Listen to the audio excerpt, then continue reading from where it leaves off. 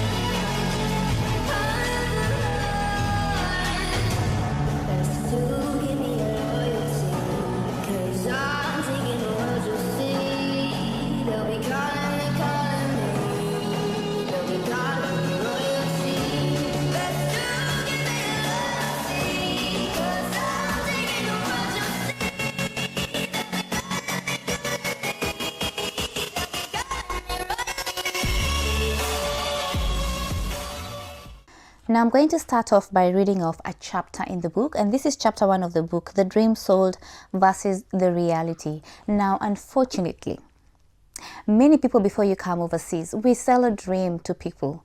This is spoken from the point of view where I am the person selling the dream and there's someone back home who is watching it. So the dream is coming to a new country, living a luxurious life.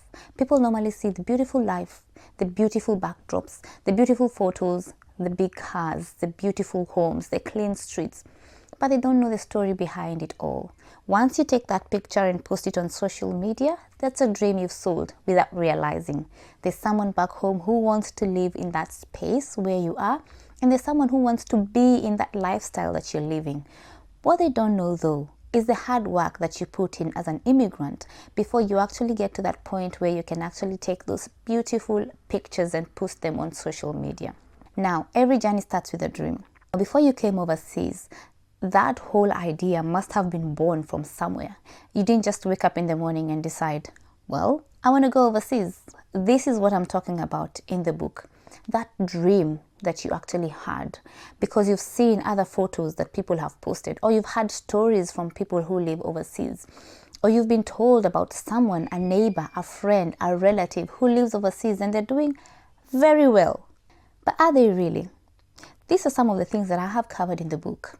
Now, the first chapter, like I mentioned, is the dream sold versus the reality. And I'll be very kind and read you a little bit in this chapter so you have an idea of what I'm talking about. So the dream sold versus the reality, and this is chapter 1 of Beyond Survival. Every immigrant story begins with a dream, not the loud kind, not the kind spoken confidently in public, but a quiet dream, the one carried in the heart long before it ever became a plan. It usually starts late at night. You're lying in bed, scrolling through your phone, watching short videos of life abroad, clean streets, tall buildings, people well dressed, walking with purpose, families smiling, cars that look new, homes that feel warm and safe, a life that appears ordered, predictable, and full of opportunity. You imagine yourself there. You imagine waking up without fear. You imagine working hard and actually getting ahead. You imagine a life where efforts lead somewhere.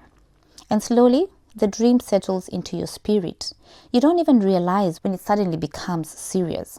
At first, it feels like curiosity, then inspiration, then hope. And one day, without warning, it becomes a decision. And this is where you actually now have all those ideas in your mind. Well, I'm going to start processing my visa. I'm going to start planning how I'm going to go. Which country am I going to go to? All these things start going through your mind. What if I tried? What if there's more than this? Back home, people talk about going abroad as if it's the ultimate victory. If someone makes it out, they've made it in life. Their struggles are assumed to be over. Their future is assumed to be secure. And why wouldn't one think this way, given the current state of things? I mean, we worked hard, we studied and stayed up late, showed up early, believing the effort would be enough. Yet, we still found ourselves jobless. Not because we lacked discipline, but because our systems failed us. So when you finally say it out loud, I want to go overseas, the reactions come quickly. Some are proud, some are excited, some are jealous, some are doubtful. But no one tells you the truth. And I'm going to stop there. No one tells you the truth. No one actually tells you what it entails to actually start this journey. No one tells you that this journey is going to break you before it actually builds you. And these are some of the things that I want us to address as both people living overseas and also as people who have a dream to come overseas. At the moment, we have the rise in mental health cases, not because people are not doing enough, and definitely not because people are doing it wrong. It's just because the dream that was sold was not complete. The dream that was sold was not explained. The dream that was sold did not tell you the whole picture. You see, living overseas has its own challenges.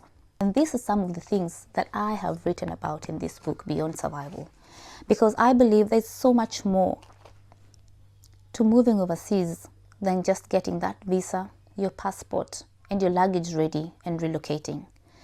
There's this whole idea of once I get there, I am going to make it big. I'm going to get a job, I'm going to get a house, a car, and I'm going to start living life comfortably. That's the picture that has been painted, unfortunately. Now, the whole reason I wrote this book is so that it can become an eye-opener to the people who are planning to come overseas, the people who are already living overseas, the people who have just started off their journey and have just gotten here overseas, so that they know that all that glitters is not gold. And no, the dream did not lie to them. It just wasn't complete. It just didn't tell them the whole story. That story is here. That story is for us to tell. We need to let people know what this whole journey of living overseas entails, the struggles, the challenges, and the sacrifices that we have to put in before we actually get to a point where we can feel right. I think I've made it all right. I think I am now settled.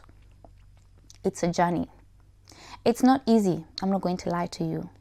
It's not easy. It's not easy moving and leaving everything behind and starting afresh.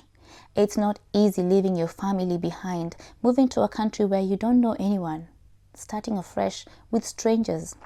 It's not easy. It's even harder when you have to leave some of your family members back home, being your kids or your partner. Leaving them and coming overseas, trying to see how you can settle in and then bring them over. That is a chapter I have addressed in the book.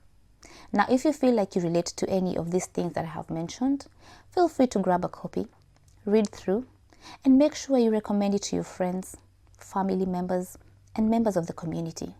Because this is our story to tell, and we need to tell it well so that anybody planning to come overseas feels like at least they know what to expect. Much as the challenges will come, much as there's going to be struggles in this journey, at least they have an idea of what to expect. And when that time comes, they know, no, they're not doing it wrong. It's part of the journey. So yes, grab yourself a book. It's available on Amazon, delivered worldwide. If you live within Australia, feel free to reach out to me and I will sign a copy for you and deliver it straight to you. Now, I'll not deliver it myself. Someone else will, but I'll sign it myself. So reach out, share it with a friend. This is more than a book. It is a survival guide for anyone coming overseas. Grab yourself a copy. Thank you for watching. Stay tuned for the next episode and take care of yourself. Don't be too harsh on yourself. After all, your story needs to be heard. Keep pushing. Thank you and bye.